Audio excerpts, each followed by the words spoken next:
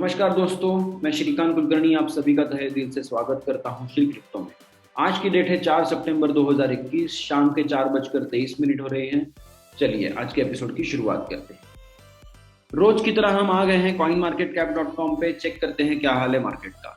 अभी crypto currencies का number जो है, टोटल रजिस्टर्ड जो है coinmarketcap.com पे, उसका आंकड़ा 11,600 के पार चला गया है। टोटल अभी फिलहाल है 11,602।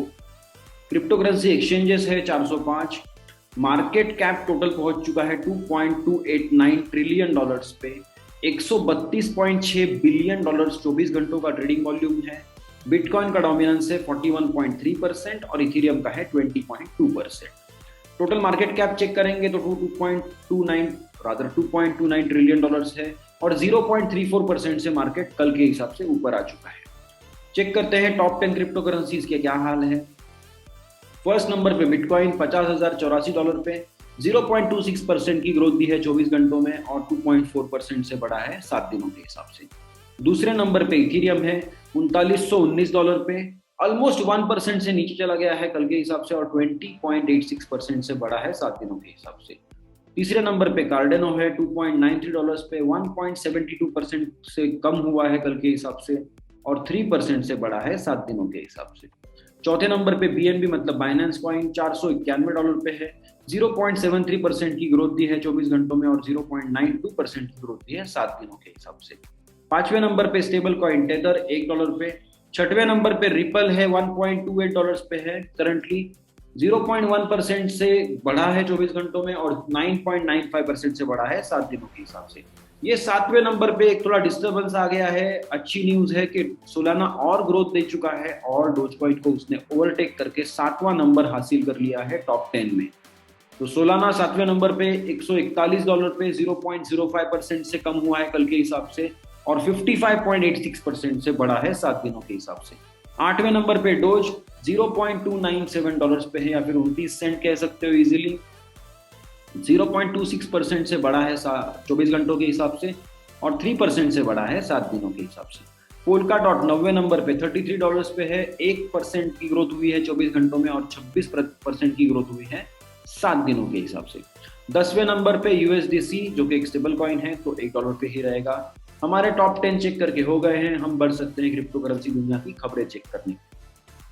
पहली न्यूज है कि सिंगापुर और साउथ अफ्रीका, इन दो देशों ने वार्निंग दिया है क्रिप्टो करेंसी एक्सचेंज बाइनेंस को।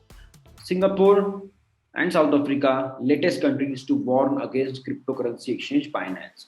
तो साउथ अफ्रीका की जो वार्निंग है वो एक ठीक ठाक वार्निंग है कि उन्होंने सिटीजन्स को कहा है कि आप यहाँ पे ट्रेडिंग मत कीजिए, इनको कोई अथॉरिटी नहीं है अपने देश में आके काम करने के लिए और इनको कोई अथॉरिटी नहीं है इन्वेस्टमेंट्स के बारे में बताने की। तो ये सब ठीक है, लेकिन सिंगापुर में अभी रिसेंटली बाइनेंस ने एक इंटरनेशनल रेगुलेटर जो थे उनको हायर किया था एज अ सीईओ, फिर भी उसका कोई फायदा नहीं हुआ है। सिंगापुर के एमएस जो मॉनेटरी अथॉरिटी है तो उन्होंने डायरेक्टली अभी वार्निंग दिया है बाइनेंस को कि आपको यहाँ पे काम करना बंद करना पड़ेगा, आपको हमारे सिटीजन्स को जो आप सर्विसेज दे रहे हो आपको बंद करना पड़ेगा, क्योंकि आप हमारे लीगल सिस्टम के खिलाफ हो, आप हमारे लॉज के खिलाफ जा रहे हो, काम नहीं करना चाहिए आपको या फिर रोकना चाहिए तुरंत। तो ये दोनों चीजें हुई हैं अभी फिलहाल। आगे देखते हैं कि बाइनेंस ने जो साउथ अफ्रीकन वार्निंग जो है उसको हैंडल करने की कोशिश की है। तो एफएससीए जो है उन्होंने वार्निंग दिया था बाइनेंस को, लेकिन बाइनेंस की टीम का ये कहना है कि हम लोग तो ऑलरेडी रजिस्टर है एफआईसी के साथ, की जो अलग दूसरे टाइप की रेगुलेटर है साउथ अफ्रीकन। तो अगर हम लोग एफआईसी के साथ रजिस्टर्ड है तो एफएससीए ने हमें वार्निंग देने का कोई संबंध नहीं होता। ये सब उन्होंने एक्सप्लेन करने की कोशिश की है, लेकिन अभी तक तो कोई क्लैरिटी नहीं आई है। आगे जाके देखते हैं क्या होता है। 1 inch network sponsors crypto themed animated NFT series. तो ये एनएफटी सीरीज का और एनएफटीज का बहुत क्रेज चल रहा है। आज के डेट में आपको कम से कम 3 से 4 अच्छी तगड़ी खबरें मिलेंगी, पॉजिटिव खबरें मिलेंगी एनएफटीज के बारे में कम से कम। तो उनमें से एक ये है कि 1 इंच नेटवर्क ने अभी स्पॉन्सर करने का डिसाइड कर लिया है।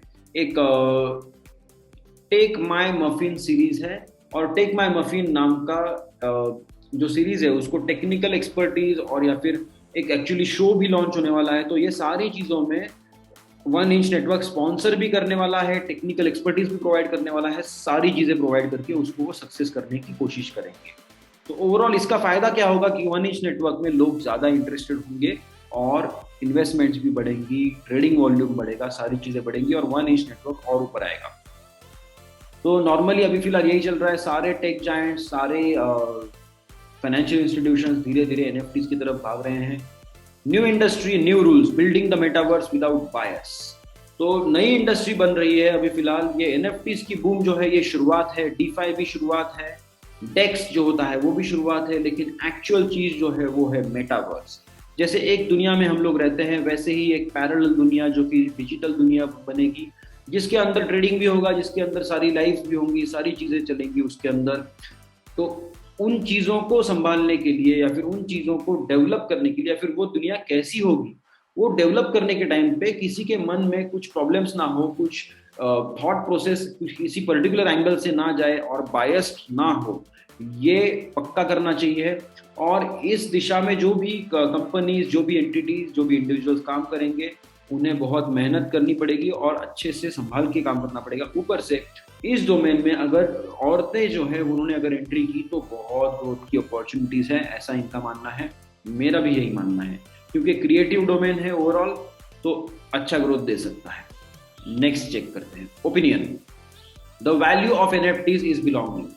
तो क्या होता है कि इंसान की जो जरूरतें होती है, रोटी, कपड़ा और मकान, ठीक है, इसके सिवा और भी होती है। इंपॉर्टेंस चाहिए हर एक इंसान को, एक स्टेटस चाहिए। स्टेटस इन द सेंस कि भाई बहुत पैसा कमा लिया वगैरह, उस टाइप का नहीं, लेकिन एक कम्युनिटी है, उसके अंदर हम कुछ ना कुछ पार्टिसिपेट कर रहे हैं, हमारा कुछ इंपॉर्टेंस है, हमारी बात कोई सुनता है, हमें भी कुछ सुनने को मिलता है, ये जो पोजीशन है, या फिर एक कंट्रीब्यूशन देना और किसी की मदद लेना, किसी को मदद करना, इसे जो कहते हैं that is a sense of belonging.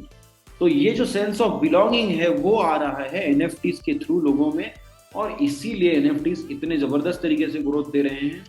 ये आपको जरूर पढ़ना चाहिए, ओपिनियन आर्टिकल है।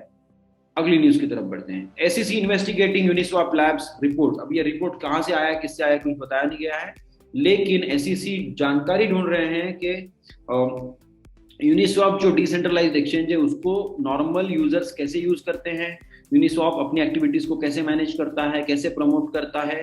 तो ये एग्जैक्टली सेंट्रलाइज्ड है या फिर डिसेंट्रलाइज्ड है, उसके हिसाब से आगे की स्टेप्स ली जाएंगी। अगर अच्छे से डिसेंट्रलाइजेशन मेंटेन होगा तो एसईसी मेरे ख्याल से कुछ नहीं कर पाएगी।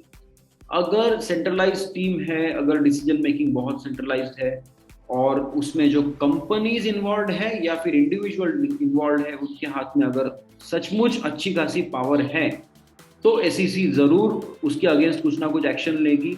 Otherwise SEC is helpless. Any regulator in the world will always be helpless for a real decentralised system, क्योंकि वहां पे कोई सेंट्रल कोर नहीं है जिसको जाके आप अटैक कर पाओ और जिसको आप रोक पाओ, या फिर ऐसा बंदा नहीं है या फिर बंदी नहीं है या फिर एंटिटी नहीं है कि जिसके हाथ में कंट्रोल है, जिसको आप धमकी दो या फिर उसको आप अरेस्ट कर लो या फिर कुछ भी करो उस तरीके से कि उसको जाके वो सेंट्रलाइज सिस्टम बंद करनी पड़े या फिर ऐसे ढालनी पड़े कि जो रेगुलेटर्स को पसंद हो। तो अगर सेंट्रलाइज्ड है तो ये करेंगे ही करेंगे कुछ ना कुछ करके, अगर डिसेंट्रलाइज्ड है तो कुछ भी कर ले, कोई चेंजेस नहीं होने वाले। आगे बढ़ते हैं।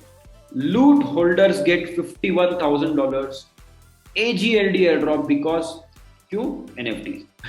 तो एनएफटी का क्रेज कम होने को तैयार नहीं है। लूट नाम का एक नया सीरीज लॉन्च हुआ है जो कि वाइन के जो सीईओ है उन्होंने लॉन्च किया है, और उसमें ना कोई कलेक्टिबल है, रादर कुछ उसमें सेंस ही नहीं है, सिर्फ शब्द है और शब्दों को कन्वर्ट किया गया है एनएफटीज में, और कह रहे हैं कि इसको इंटरप्रेट आप अपने हिसाब से कर लो।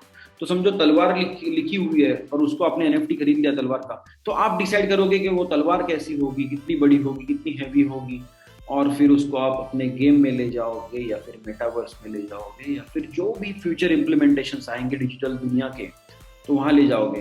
तो ये लूट जिसने खरीद लिया था एक भी, तो उनको उनमें डिस्ट्रीब्यूशन हुआ है $51,000 का AGLD टोकन्स का, कि जो स्पेसिफिकली डिजाइंड है लूट गेम जो अभी तक आया भी नहीं है, सिर्फ कंसेप्ट है, उसमें यूज करने के लिए। तो बहुत फास्ट डेवलपमेंट हो रहा है एनएफटीज में। अगली न्यूज देखते हैं।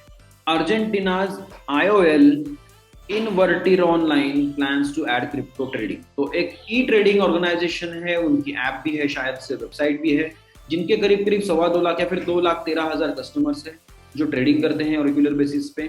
तो उनको अभी क्रिप्टो ट्रेडिंग सर्विसेज भी ये ऐप प्रोवाइड करेगी, जिसका कुछ ना कुछ फायदा ही होगा कस्टमर्स को भी, और उसका फायदा होगा इस कंपनी को भी। और ये लोग ये काम करने वाले हैं डायरेक्टली नहीं, एक थर्ड पार्टी है उनके थ्रू ये सारा राउटिंग चलेगा।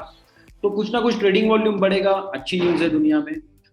Solana SOL replaces Dogecoin as 7th largest crypto currency, हमने ये देख लिया है ऑलरेडी। अगली न्यूज को देखते हैं। European citizen reject EU impose crypto regulation.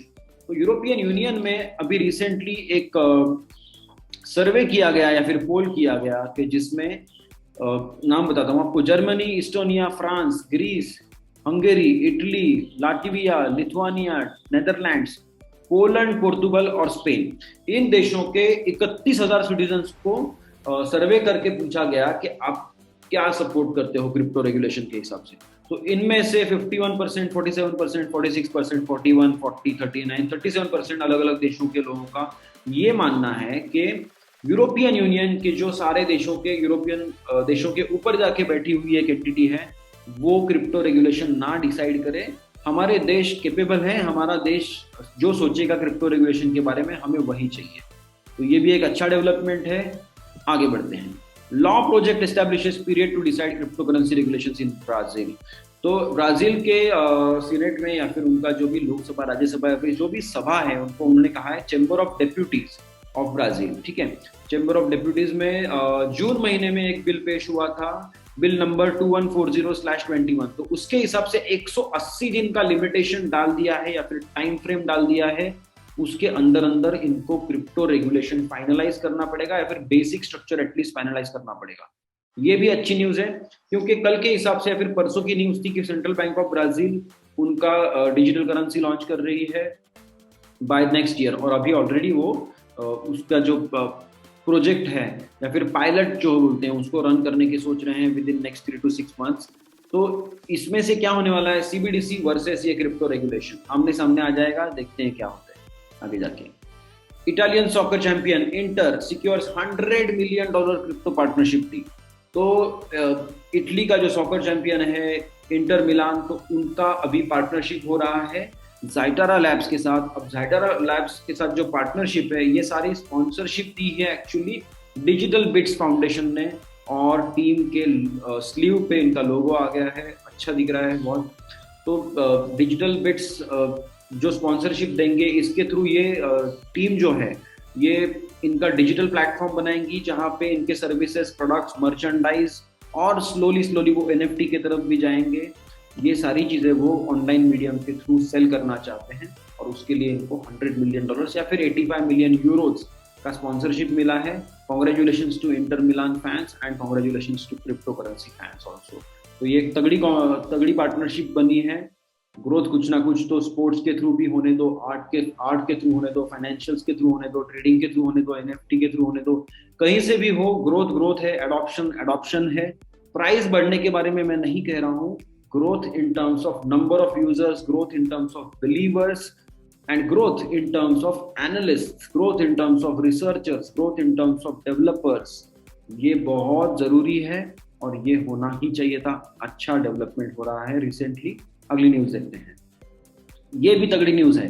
Japan financial giant SBI to launch a crypto currency fund. तो ये एसबीआई हमारी वाली नहीं है, ये एसबीआई वहां का एक फाइनेंशियल ग्रुप है बड़ा, और वो अभी एक क्रिप्टो फंड लॉन्च कर रहा है जिसमें मिनिमम इन्वेस्टमेंट आई थिंक होगी कुछ $9,122। इसके ऊपर अगर आप इन्वेस्टमेंट कर रहे हो तो ही आपको एंट्री है। और ये क्रिप्टो फंड जो होगा वो मल्टीपल क्रिप्टो करेंसीज में इन्वेस्टमेंट करेगा। बहुत अच्छी न्यूज है। आगे बढ़ते हैं। End of August NFT sales tap all time high at $1 billion, और लास्ट वीक का कितना था, $821 million। तो अराउंड एक $79 million से कम हुआ है ट्रेडिंग, लेकिन फिर भी बहुत बड़ा ट्रेडिंग वॉल्यूम है अभी भी एनएफटीज का। और ये $1 billion के लिए हम लोग एक बार सैल्यूट मारते हैं कि बड़ा एनएफटीज और बड़ा होने दो, सारी चीजें और बड़ी होने दो, और रियलिटी को हम लोग मेटावर्स में रिप्रेजेंट कर पाएंगे जल्दी ही। ऑटोमेशन, रोबोटिक्स, जो भी है आईओटी, तो ये सारी चीजों को एक्चुअली पावर करने के लिए ब्लॉकचेन टेक्नोलॉजी और क्रिप्टो करेंसीज बहुत यूजफुल है। भले ही वो नेटिव एसेट जो है वो भले ही समझो कि लिमिटेड एसेट हो या फिर मिंटिंग वाला हो या फिर एनएफटी हो, तो कुछ ना कुछ करके हम लोग डेवलपमेंट की तरफ और बढ़ रहे हैं, अडॉप्शन की तरफ बढ़ रहे हैं। ये सारी आज की न्यूज़ अच्छी थी। सिर्फ एक छुटके के बाइनेंस को वार्निंग्स मिला है, लेकिन ठीक है, अभी नया डोमेन है तो कुछ ना कुछ तो होते ही रहेगा। इसी नोट पे हम आज का एपिसोड रोक सकते हैं, खत्म कर सकते हैं। उसके पहले सिर्फ मैं एक बार coinmarketcap.com रिफ्रेश करता हूँ और आपको बताता हूँ कि 4 सितंबर 2021 को शाम को 4:39 पे बिटकॉइन था $39,883 पे। मैं श्रीकांत कुलकर्णी आपसे अलविदा कहता हूँ आज के एपिसोड के लिए। कल के एपिसोड में पक्का मिलेंगे, क्रिप्टो करेंसी दुनिया की खबरें चेक करेंगे और मार्केट अपडेट भी देखेंगे। तब तक के लिए buy the dips and hodl. Bye guys.